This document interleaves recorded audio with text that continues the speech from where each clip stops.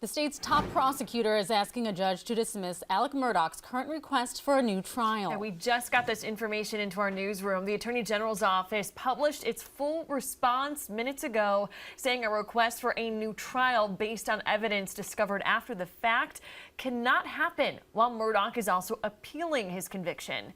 Murdaugh was found guilty of murdering his wife and son. And last week, his defense asked for him to get a new trial and accused the clerk of court of trying to sway the jury.